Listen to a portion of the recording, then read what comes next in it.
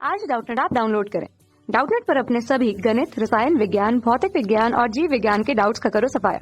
बस प्रश्न की फोटो खींचो, एक ही प्रश्न को क्रॉप करो और तुरंत वीडियो सोल्यूशन पाओ। अभी डाउनलोड करें। इस प्रश्न में हमसे कहा गया कि एक बुलेट ट्रेन 396 किलोमीटर प्रति घंटे की चाल से सीधी पटरी पर 1200 हर्ट्ज की आवृत्ति की ध्वनि उत्पन्न करती हुई चल रही है। एक ध्वनि संसूचक स्रोत की गति की रेखा से 1000 मीटर की दूरी पर स्थित है। जिस समय स्रोत संसूचक से न्यूनतम दूरी पर है उस समय संसूचक द्वारा प्राप्त ध्वनि की आवृत्ति निकालें।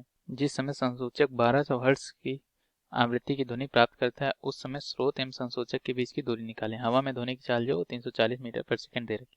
तो ये हमारा सवाल हमने अब पढ़ लिया। अब हम इसका एक चित्र बनाते हैं, हम देखते हैं कि सवाल हमसे क्या कहना चाह रहा है और हमें इसमें क्या निकालना है। ठीक, तो यहाँ पर एक ये सरल रेखा है। इस पर के हिसाब से इस पर जो है यहाँ पर कोई एक ध्वनि स्रोत मान लीजिए इस बिंदु पर जो कि इस दिशा में चल रहा होगा अपने वीएस वेग से। वीएस हमें दे रखा है कितना, 396 किलोमीटर प्रति घंटा, 396 किलोमीटर प्रति घंटा। तो इसको हम मीटर पर सेकंड में बदलेंगे। कैसे बदलेंगे, 5/18 से गुणा करके, 5/18 से गुणा कर देंगे, ये हमारा मीटर पर सेकंड में आ जाएगा और ये हमारा आएगा 110 मीटर पर सेकंड।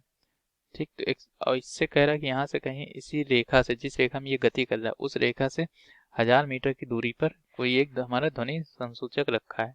यहाँ पर मान लीजिए ये हमारा है ध्वनि संसूचक, जिसको हम ओ से दिखाते हैं। मान लीजिए ये हमारा ओ, ये हमारा स्रोत है, तो इसको हम ऐसे दिखा रहे हैं और इस ओ से इस बिंदु पर लंब डालेंगे, ये हमारा बिंदु पी है। तो इसके बीच की जो दूरी है वो हमारी 1000 है।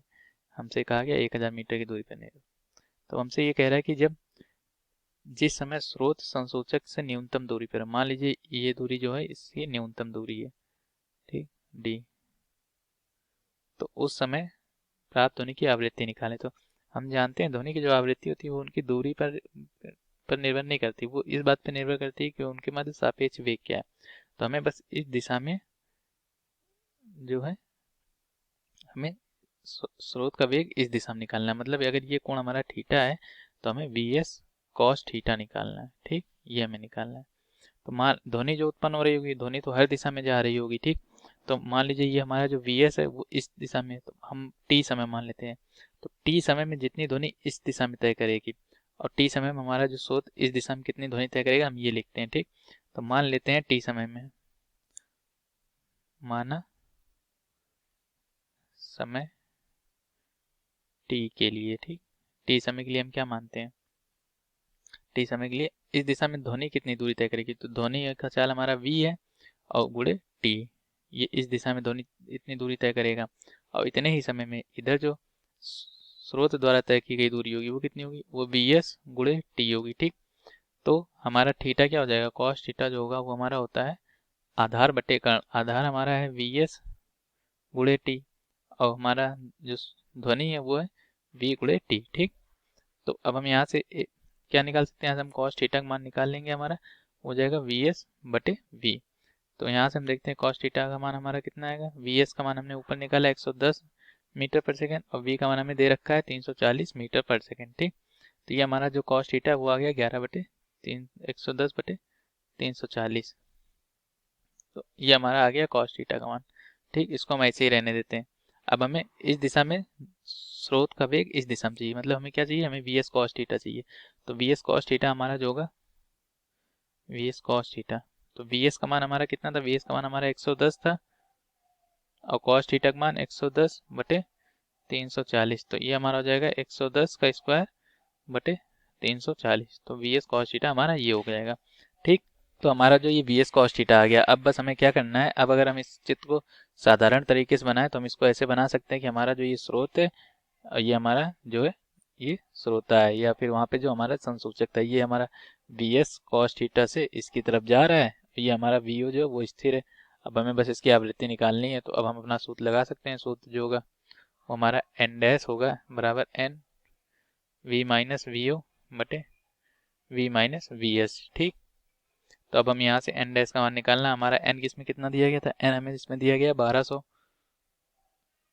और हमारा वी जो हमारा ध्वनि का चाल थी वी वो 340 मीटर थी। वी ओ हमारा स्थिर है तो वो 0 हो जाएगा। वी हमारी 340 है और वी एस कॉस थीटा, ये कॉस थीटा पूरा आएगा, वी एस कॉस थीटा रखेंगे यहाँ वी की जगह। ठीक, तो वी एस कॉस थीटा का मान हमारा है 110 का होल स्क्वायर बटे 340। जब हम इसको पूरा हल करेंगे तो ये हमारा हो जाएगा n हो जाएगा 1200 गुणे 340 का होल स्क्वायर बटे में 340 का होल स्क्वायर माइनस 110 का होल स्क्वायर। ठीक, तो अब हम इसको हल करेंगे तो हमारी जो आवृत्ति आएगी n डैश वो हमारी आ जाएगी 1340.28 हर्ट्ज। तो हमारी आवृत्ति इतनी आ रही होगी कब, जब हमारा जो है वो हमारा ध्वनि स्रोत जो है श्रोता से न्यूनतम दूरी पर होगा। ठीक, तो ये हमारे पहले प्रश्न का उत्तर हो गया है। ठीक, अब हम अपने दूसरे प्रश्न की बात करते हैं। दूसरे प्रश्न में हमसे क्या कहा गया है?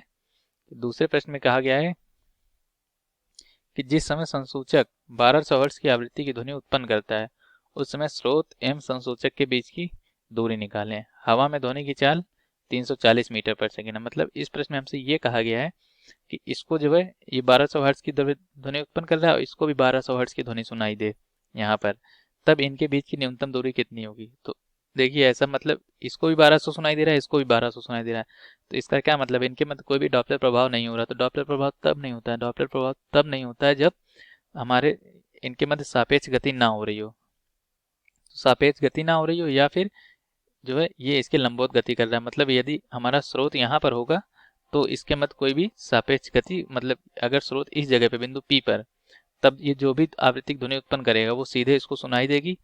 तो हम कह सकते हैं वहां पर कि ये इससे न्यूनतम दूरी पर है। लेकिन ये दूरी हमें 1000 मीटर दे ही रखी है, तो एक तो उसको तब 1200 सुनाई देगा जब बिल्कुल क्षण भर के लिए वो यहाँ से गुजरेगा, उस समय जो उत्पन्न करेगा ठीक ध्वनि, क्योंकि इसके लंबवत होगा। लेकिन उससे पहले भी वो कहीं यहाँ कहीं होगा, और जब इतनी दूरी मान लीजिए वो यहाँ कहीं है, यहाँ पर है, वो यहाँ से यहाँ आया, उतने में जो टाइम लगा और जो ध्वनि को यहाँ से यहाँ तक जाने में टाइम लगा वो बराबर होगा। तो उस समय में क्या होगा, जब स्रोत हमारा इतनी दूरी, तो फिर वो इससे ये कोई दूरी पे होगा, मान लीजिए ये है, ये डैश है, वो इतनी दूरी आगे आ गया। ठीक, एच डैश से ओ के बीच की दूरी हमें निकालनी है। वो दूरी उतनी ही होगी जितने समय में स्रोत जो है वो एस से निकल के बिंदु पी तक आ जाए। ठीक, तो उतने समय में ये हमारा स्रोत कितनी दूरी तय करेगा? ये तय करेगा वी एस गुणे टी दूरी। और ये हमारा मान लीजिए, तब हम ये ध्वनि स्रोत जो मानेंगे उसको एल दूरी मानेंगे। एल दे या 1000 हमें दे ही रखा तो 1000 ही ले लीजिए। ठीक, तो इसको हम दूसरा चित्र बना लेते हैं। ये हमने सिर्फ यहाँ समझाने के लिए कहा है कि वो इतने समय लगना चाहिए जितने में वो इस बिंदु से हटके इस बिंदु तक आ जाए। ठीक, तो आइए हम इसका दोबारा चित्र बनाते हैं। तो यहाँ पर हमने ये चित्र बना लिया है। ये हमारा बिंदु P था, ये O था, ये एच डैश है। तो यहाँ पर हम देख सकते हैं कि इसमें हमारा जो जितनी देर में हमारा स्रोत यहाँ से बिंदु P तक आएगा उतनी देर में जो बिंदु P से ध्वनि उत्पन्न होगी वो तक पहुंच जाएगी। तो ये ध्वनि बिल्कुल इसके लंबवत जगह से उत्पन्न हो रही है, इसलिए इसको इसमें कोई भी डॉपलर प्रभाव इसको सुनाई नहीं देगा। तो हम यहाँ से हमें बस एस ओ निकालना है। तो हम यहाँ पे देख सकते हैं हमारा समकोण त्रिभुज है, तो एस ओ का स्क्वायर जो होगा वो होगा हमारा एस एच डैश है, एच डैश ओ का स्क्वायर एच डैश पी का स्क्वायर प्लस पी ओ का स्क्वायर। ठीक, ये हमारे इसके बराबर है दोनों। तो एच डैश पी क्या है? एच डैश पी जो है हमारा वी एस गुणे टी है। ठीक, टी हम मान लें समान समय लग रहा है, और दो हमारा पी ओ क्या है? वो वी गुणे टी है। वी गुणे टी क्यों? वी जो है ध्वनिक चाल है, वी एस जो है वो स्रोत की चाल है। तो हम यहाँ से टी का मान निकाल लेते हैं। क्यों? क्योंकि हमें एल पता है, एल हमें जो दे रखा है वो 1000 दे रखा है। तो हम टी का मान जब निकालेंगे तो हमारा एल बाई वी आ जाएगा। तो हम दोनों में टी का मान रख देते हैं। तो वी एस गुणे एल बाई वी का स्क्वायर प्लस यहाँ पे जब हम v गुणे एल बाई वी का मान रख देंगे। ठीक, तो अब हम यहाँ से क्या करते हैं, हम दोनों में जो हमारा कॉमन होगा L square V S square बटे वी का स्क्वायर फिर प्लस एल स्क्वायर। ठीक, ये हमारा एस ओ का स्क्वायर है। तो हम जब हम इस पे एस डैश ओ निकालेंगे तो इसका पूरा अंडर रूट आ जाएगा। तो हमारा एल स्क्वायर वी एस बटे वी का स्क्वायर प्लस 1 का स्क्वायर। ठीक, अब हम इसमें से जो हमारा कॉमन होगा उसको हम कॉमन ले लेंगे, तो एल बाई वी हमारा कॉमन आ जाएगा, अंदर बचेगा हमारा वी एस का स्क्वायर प्लस वी का स्क्वायर। तो यहाँ से हम दोनों का मान रखेंगे। एल का मान हमें दे रखा था इसमें 1000 मीटर है, वी जो ध्वनि की चाल है वो हमें 340 मीटर दे रखी मीटर पर सेकेंड है, और वी एस जो हमारा वो हमारे ट्रेन की चाल है 110 मीटर पर सेकेंड। तो हम इसमें सबका मान रखते हैं 1000 बटे 340 ब्रैकेट के अंदर VS का मान है 110 का स्क्वायर प्लस V का मान हमारा 340 का स्क्वायर। इस पूरे को हल करने पर हमारा जो मान आएगा वो आएगा 1051.3 मीटर। मतलब इतनी दूरी पर होगा तो जब उसके द्वारा उत्पन्न की गई ध्वनि की आवृत्ति जो उसको न्यूनतम सुनाई देगी। न्यूनतम दूरी इतनी है जब उसके द्वारा उत्पन्न ध्वनि की आवृत्ति 1200 हर्ट्ज सुनाई देगी। तो ये हमारे दूसरे प्रश्न का उत्तर था। यही दोनों हमारे प्रश्न के उत्तर थे। धन्यवाद। कक्षा 6वीं से 12वीं से लेकर नीट, IIT, JEE वो एडवांस के लेवल तक 1 करोड़ से ज्यादा छात्रों का भरोसा। आज ही डाउनलोड करें डाउटनेट ऐप या व्हाट्सएप करें अपने सारे डाउट्स 8400 400 400 पर।